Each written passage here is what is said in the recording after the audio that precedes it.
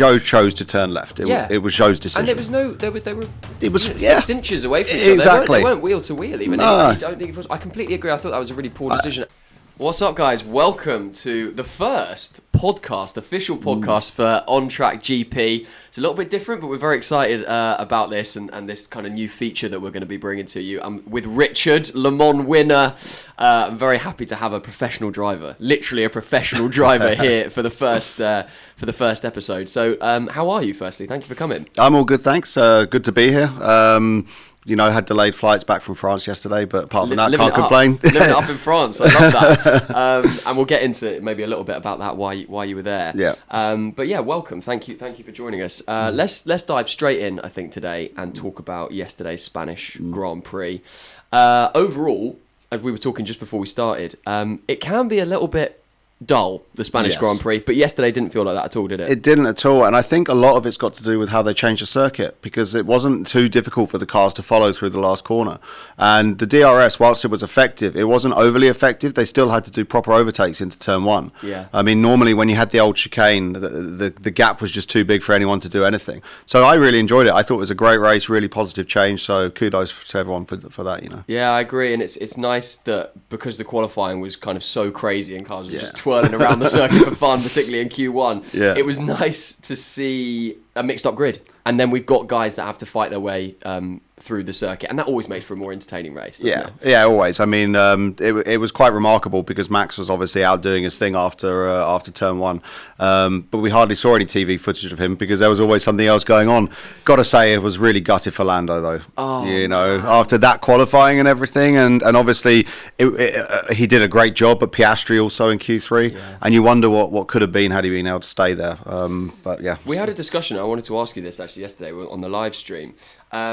Lando's not in the quickest car, particularly this year, and he qualifies himself third. And I'm asking you this, if that's you, in your position here, you've qualified third, do you go for it first few corners and try and make your way, or do you allow some cars to maybe get past you and just go, I'm just going to try and play this for points? I think, honestly, it was kind of frustrating because the way that the incident happened, I don't think it needed to happen, because I think he was in the position where he thought, okay, I'm going to be semi-aggressive, get my elbows out, but not take any risks, So you saw once the Ferrari is down the inside of him, he kind of let him go. I think it was the Ferrari or the Merc, I can't remember off the top of my head now. But then he was like, okay, now I'm going to protect my position and hold my space, got his elbows out a bit, and he just miscued it with his front wing. I mean, ideally, you want to make sure you don't lose too much at the start, because at some stage you are going to lose time through the race. So it's a 6 of one, half a dozen of the other situation, because if you try and be a hero at the first corner and it goes really wrong, then you screw everything. But obviously it was just one of those things. Yeah, it's so tough, isn't it? And it's always I suppose you've got to control your thoughts a little bit, because you don't just want to dive bomb it in and then potentially have an accident. But equally, it must be quite hard going, I know I'm in a slower car, I've sometimes just got to let somebody go past me and play this for points. It goes against every single intuition you've had drilled into you since you were 8 years old. And the other thing that people don't realise in these cars, you can't see the front wing. You cannot see anything. You can only see about the very top half of the tyre. You can't see the rim. You can only see the very top half of the tyre. So you have actually no idea where the front of your car is. You have no idea how wide the wing is. And it's all done on feel and perception. So I didn't know that. Yeah, you cannot believe how low you are. Your eye line is level with the top of the cockpit. And obviously the wing then goes down. So Lando just he had to predict and guess how much space he had. But then then obviously he got it very slightly wrong, and unfortunate situation for him. Wow, I mean, I mean, because you kind of do see those little shots from the head cam. Yeah. And you think, well, they must be able to see a little bit more than that. But, you've obviously driven and been in that situation. To know that you really can't see. It must be pretty scary flying 200 miles an hour into a corner and not being able to see. Do you know what the worst bit is? When you're actually driving, it's okay. But when you're sat in the garage about to drive, especially the first time in a new car, when your subconscious is like feeling a bit nervous and everything, you're really thinking, oh my word, how am I going to drive this? Like, I literally cannot see anything, and then you come out of the pits and you can barely turn to get into the pit lane because they've got no steering lock. Then you get on track and everything makes a bit of sense. But when you are in those one-to-one combat situations, especially on the first lap, it's all guesswork. It's really difficult. Crazy. Well, let's leave poor Lando to the side for a minute. And I'm going to ask you for your underachiever and your overachiever from the Spanish Grand Prix. Let's maybe start with the underachiever of the day. I think it's fairly obvious, isn't it? I mean, Max just dominated and decimated everyone. And then even when he got told not to push, I mean, you could hear on the radio, he wasn't even breaking a sweat. You know, when he got told not to push because of the track limit situation, he just ramps it up by a second a lap. So it has to be Sergio Perez. It has to be. You know, to not be able to beat the Mercedes at the end when they were in a straight fight, it wasn't. I don't think he had a good day at the office. I think that, I think he's still having a bit of a hangover from Monaco and realizing the level that Max is at and how difficult it is to beat him. So, I mean, he is. What Max is doing is a joke, and we had this little conversation yesterday again as well. Would you say that Max is now an all-time great? If he ended his career today, is he an all-time great? I don't think so, because again, he's the reason why is since he's gone into Red Bull, he's always had a car that's been capable of fighting. And all of the all-time greats, at some point, they took something which wasn't able to, it wasn't the best equipment, and they made it work. You know, we look at Lewis in 2009 with that McLaren. Okay, he had the dominant Mercedes years. We look at Schumacher when he won his first championships. Senna when he won that famous Donington Grand Prix in 1993. They all have a time when they're not in competitive equipment, but they make it work. We haven't seen that from Max. When he was at Toro Rosso, which is now AlphaTauri, he was very level with Carlos. So I'm still waiting to see that last bit to prove his greatness. But the level he's on now, it's Schumacher-esque. It's absolutely dominant. So interesting, because we were talking yesterday, I think it's now 40 race wins or something he's something got after ridiculous. Yesterday. More race wins than Fernando Alonso, who we probably would say is an all-time great. Same amount of championships, or at least, an all-time great in the sense that he's been around for so long. His longevity is great. So it's really interesting, because we were saying, if Max ended his career, you're never going to forget him. He's an all-time great. But actually, you make such a good point that he's never really had it super difficult. Exactly. And, again, Fernando, it's kind of sad because, to be honest, Fernando is the biggest, the worst thing for Fernando's career has been his management team. Yeah. Because, he's always just gone to the wrong place at the wrong time. But Fernando has consistently, when he's been in bad cars, he's made them work, and he's managed to get results. That's why we look at Fernando in that light, even though he's only got 2 championships, even though he's got less wins than Max. We look at him like that because he's proved it in inferior equipment. I'm going to wait to see that happen for Max. And it will happen at some point, because it's the ebbs and flows of Formula One, regulation changes. And then I do think that he'll be able to rise to the challenge and be up to it 100%. But you just want proof of it. I like that. No, I like that. Proofs in the pudding, absolutely. Or proofs in the potentially future bad car. So underachiever, you're going Sergio Perez for this week, simply because he's just not keeping up with Max in the same car. Not keeping up with Max in the same car. Straight fight with the Mercs. They had an inferior car. And he just didn't live up to expectations, especially after going out, not qualifying where he should have done as well. Just not a good weekend. Yeah, and it's so interesting with Sergio as well, because how long, at the minute everything's fine. Red Bull are winning, so Red Bull are winning, excuse me, so they don't need an unbelievable second driver. As long as they get the drivers and the constructors, they're going to be all right. But when they eventually do, as you say, drop back into the pack, that's when they need a second driver that's going to get them those points for the constructors. So at the minute Sergio's fine, but I can see in a year or two he could be in serious trouble. Exactly, and this leads nicely onto my overachiever actually. For me, disregarding the penalty, which I think was completely unjust, by the way, Yuki Tsunoda. Yuki Tsunoda. He didn't have the greatest of qualifying. Got out qualified by De Vries, but his race pace was phenomenal. His racecraft was excellent. Don't agree with the penalty whatsoever. You could see his hands on the wheel. He was doing everything he could. Zhou chose to turn left. It was Zhou's decision. And there was they were 6 inches away from each other. Exactly. They weren't wheel to wheel even. I don't think it was. I completely agree. I thought that was a really poor decision and really unfair, because he was such He had a great race. He had a great race, but the people and the powers that be, they know enough to know that he probably didn't deserve that. They'll look at his pace, they'll look at his passes, they'll look at his composure, everything. I thought he had a fantastic race and really understated, because he was constantly in a battle as well. I mean, the TV spent more time on Yuki than it did on Max. That says everything, right? Yeah, literally. For me, underachiever, I love him so much. I'm wearing his hat. Carlos Sainz. I mean, heartbreaking. The car just wasn't good enough, and I don't think that he got his elbows out enough, and when he was ahead, I don't think he pushed hard enough to keep ahead. It was interesting when he was in the battles with the Mercedes. You never saw him actively trying to defend. He just kind of let them go. Oh, here they go then. And they weren't exactly, and they weren't that much faster than him. You know, if it was like, as I said, if it was Max, then you go, okay, fair enough. But you know, with the Mercedes, especially with how tight the constructors' championship probably will be, you know, I was amazed he didn't try and fight them off more. Yeah, I agree. I was very disappointed. I threw my hat in anger. It all went wrong. But my overachiever, and I'm normally a very big critic of this guy, and he had a very poor qualifying, but then just destroyed it, and somehow didn't get driver of the day yesterday, and should have done. George Russell, 12th to 3rd. I mean, that in not a Red Bull. In not a Red Bull. You see Max do that, and you go, well, yeah, obviously. But in a Mercedes car that's been struggling, I thought he had an incredible race yesterday. I completely agree with you, but one of the reasons I wouldn't pick George, what happened in qualifying with Lewis was just unforgivable. Unforgivable. Messy. There is absolutely no way that he wouldn't have checked his mirrors before he started that lap. You always have a check before you start in your push lap, and he knew exactly where Lewis was. Everything he says is complete rubbish. He knew exactly what he was doing. Do you know what? I'm amazed he wasn't handed his P45 on the spot for that. That could have been like an aircraft crash. This is why I love when you in, Richard, because you call out the bullshit, man. That's it. That's what we need. Because as I've sort of said this before, I think when we talked, like, I have to take everything that's on the screen as read because I've never had any race experience myself. I've never been in a garage, but you're there. You've been in and amongst it, and so you can call out when it's a bit of PR chat or they're trying to cover their own backs or something. So it's so interesting. It's so interesting to hear that. But I still think he had an incredible Saturday. Not a good Saturday, good Sunday. No, that race was incredible, absolutely incredible. Found his sweat comment quite amusing. Oh man, so I think we funny. all did.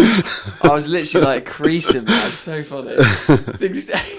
He's like, "Is it rain?" Oh no, it's my forehead. Yeah, exactly. But that's the strange thing. You know, he's pushing because George is normally one who comes out of the car and looks like he's done no work, right? So yeah, no, he was going for it. Good for him. Let's get into a bit of a feature here. Okay, so let me explain how this is going to work. I'm going to ask you to build your perfect F1 driver. There's going to be 6 different categories. The categories are, you can pick an overtaker, someone that's good at defending, someone that's got one really quick pace in one-shot qualifying, performance in the wet, how they deal with the rain, somebody that can make their tyres last a long time with the durability, and somebody that if they were starting P20 is most likely to get to P1. But here's the crux. Here's the caveat. Here's the drama. You can't pick the same driver twice. And it has to be people from the current crop of 20 drivers. Because I was going to say, at the minute, you probably just pick Max for all of them, right? Max. Lewis for the tyres. Max. But let's go through this. Okay, so let's start at the top. Maybe I'll do this with you a little bit as well. Yeah. A little chat about these guys. Who are you picking for overtaking out the current 20 drivers? Whose skill are you taking to build your perfect F1 driver for overtaking? It's now really tricky. It's such a shame Danny Rick's not in Formula 1 anymore, because then it would be easy, right? To be honest, I have to say Fernando. Wow, for overtaking. I'm going for overtaking, yeah. Wow, I've got to say, I wasn't expecting that. I'm going for overtaking because Fernando, he always knows when to pick and choose his moments, and he always knows how to play the political game and make it look like things go his way and don't go his way. So he knows how to manipulate the situation, if that makes sense. So if he can't get it done at one time, then he'll get it done later on. But he'll say something in the meantime, and he does it in such a clever way. It will make the other team will relay it to the other driver. So they'll be a bit more cautious to make his life easier. I mean, you've seen it, like what he did in Bahrain, for example. Bahrain overtaking this year was just sensational. Yeah. Very interesting, because I would have picked Fernando Alonso for defending. So that's interesting. For overtaking, I'm going to go... I can't believe I'm using my Joker card now, but I'm going to go Max overtaking. I think I've got to go it. So that's interesting. Okay. Let's talk about defending. I've said Fernando Alonso. I think over the years he's just been the sort of guy that gets his elbows out and will make it really difficult to pass. So I'd go for Fernando for defending. But let's. This is probably going to be very, very unpopular. I'm going to go Sergio Perez. Whoa! And for one reason and one reason only, we all remember Abu Dhabi 2021. Yeah. And what he did there was unbelievable.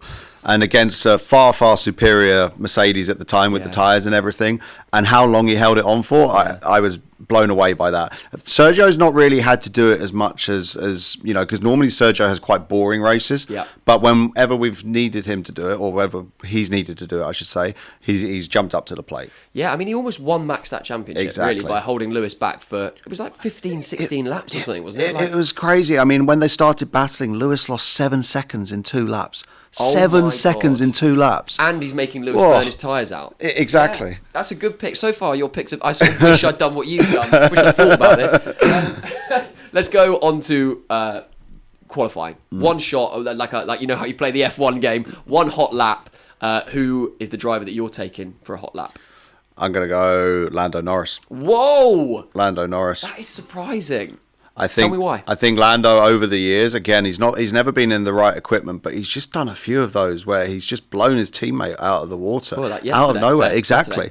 And you sometimes just think, where on earth has that come from? Yeah. And this was, we all know that Danny Rick at the end of his stint at McLaren wasn't having the best time, but he came into the beginning of it in quite a good place, and Lando was just quite casually wiping the floor with him. So I think Lando, when you see him in something really, really good, will be a level player for anybody. I'd be really interested to see, because it will happen. I can't see him sticking around in a McLaren forever.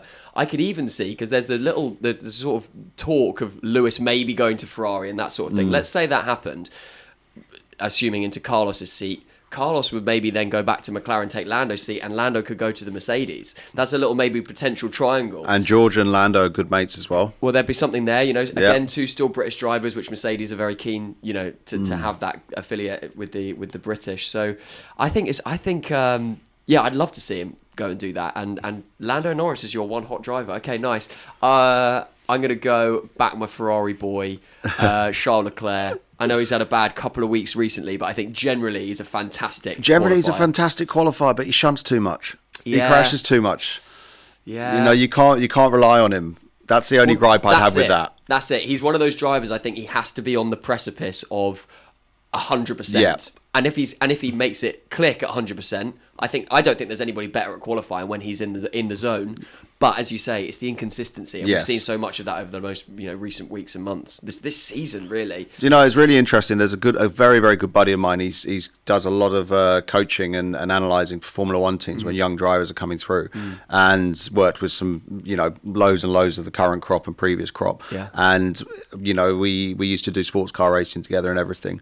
And he came to me in 2014 after he first worked with Leclerc, and he said, "Watch this kid. This kid's going to be incredible." It's weird how you just know. You could see when there's once in a generation someone comes along, you can always kind of tell. And Leclerc was that one where you went, "Wow, it's just an incident." That's my favourite quote. Okay, so far overtaking. Let's review it. You've gone for Fernando Alonso overtaking, Sergio Perez defending, and Lando Norris for one-shot qualifying.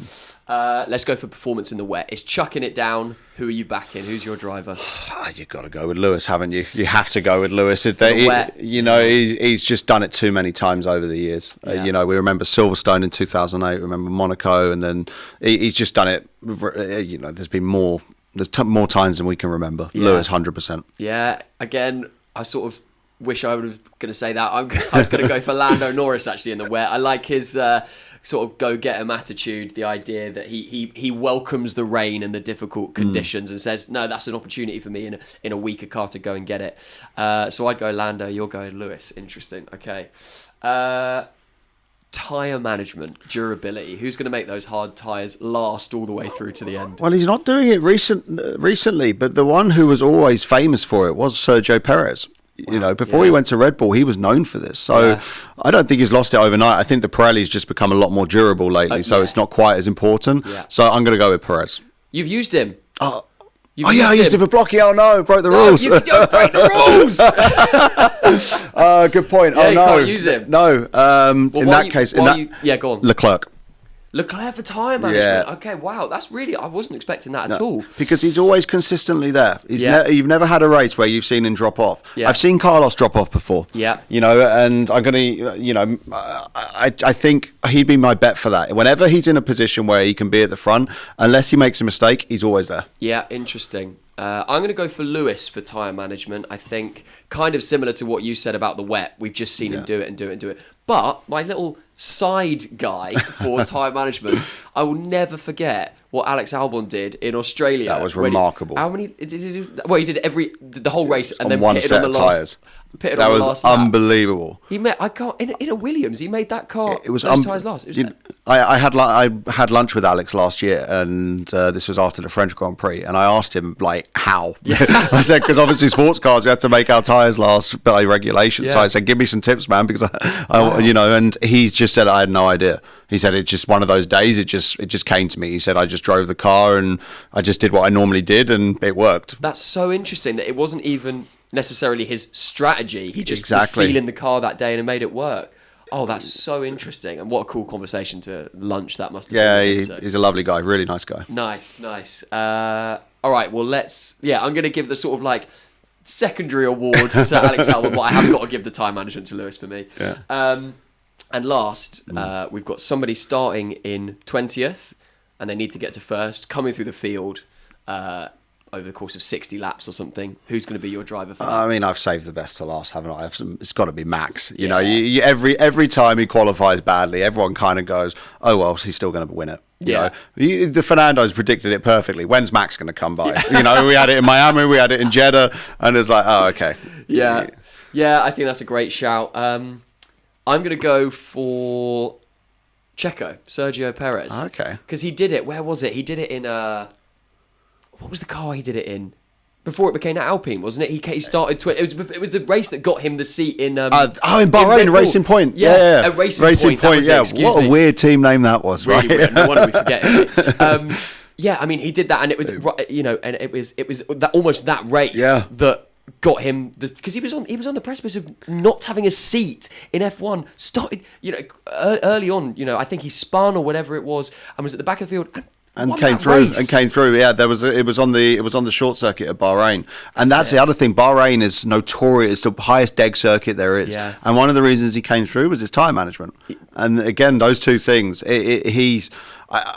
I really wish that Pirelli would bring back a high deg tyre. I think it would make it so interesting. I completely agree because yesterday we had a 2-stop race. And the race is more interesting. Exactly. It just makes it more interesting. The tyres are. I mean, look, amazing. They're building great tyres that last a long time. Fair play. But we don't necessarily want that. I think we need to have things that mix it up a little bit. Because if guys are going, 30, 40 laps on a set of hard tyres, you think, well, they're just going to come in once, not really have any issues. But when they've got to come in twice, that makes it better. I like that. And the other thing is these guys are robots. Like, they're trained and relentlessly.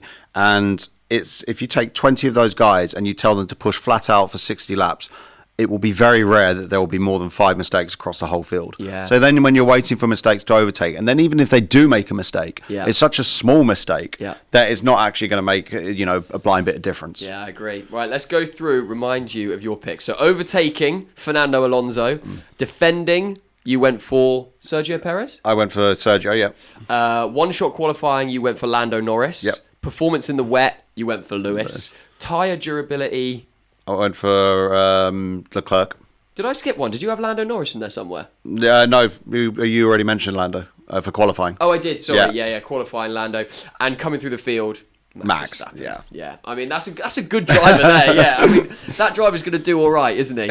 He'll be okay. Yeah, it's good. Weird looking person if you mix all them together, but they're gonna do a job in that car. And I'm just going to, before we wrap up today, I'm just going to ask you, because we've got a week off racing now, we're going to Canada in 2 weeks' time. Is there anything, maybe could you just talk us through a little bit about that circuit, what we could maybe expect at Canada, what maybe some surprises from the drivers or what we might expect to see from the cars? I think Canada is awesome. All of the drivers love Canada because it's a semi-street circuit in that it's basically through a park similar to Melbourne, but it's one where you really have to be super, super aggressive with it. It's got the infamous Wall of Champions, which is the wall on the exit of the final corner because, every world champion normally ends up crashing crashing there. You know, Schumacher, Villeneuve, and I can't remember who else. Hakkinen, I think they all did it in 1 year. Wow. Weather's always unpredictable there. There's always got a history of rain. And it's always, for me, it's always one of the highlights of the calendar. I don't know what makes it, but it's just always a good race. You never have a bad race in Canada. Who do I expect to be strong there? I don't think it will suit Red Bull as much. You know, it's got very, very long straights. I think they'll be quick because they're quick everywhere. There's no question. But you know, with the way that Mercedes have upgraded themselves to Barcelona, they got a couple of weeks off to evaluate everything. There could be a dark horse there. And also, Lewis got his first win in Canada as well. Oh, that's a good little nugget stat. Yeah. I like that. I think he got his first win in Canada. I need to double check. But he's definitely. I think Canada was his most successful circuit. Wow. He's been very, very good there. That's crazy. Yeah, he did get his first win in Canada. That's amazing. Okay, interesting, nice. Well, look, let's leave it there for today. Thank you so much, Richard, for joining for the first one. Really enjoyed it. On Track GP podcast. Let's go. First of many. Absolutely. And there's lots of things that I want to talk to you about as well. I really want to know about what it's like racing as an 8-year-old and then going through and then beating your teammates and your other competitors and going up and then eventually becoming a professional driver. I think that'd be such an interesting conversation because it's not really anything there's not so much known about it to the general public. No, so it's very quiet. Yeah, it's an interesting ride, I'll tell you that much. Yeah, awesome. And I want to talk a little bit more specifically about circuits and what it's like and the durability. We've got to talk about Le Mans as well because that's coming up and obviously you literally won it. Yeah. So that'll be amazing to do that. But for now, guys, we're going to leave it there. Thank you for joining us for the first one. Don't forget to smash up the likes and drop in the comments as well your sort of F1 perfect driver, the things that you would take and build, those 6 little categories. And we'll see you for the next one, guys. See you soon. Thanks.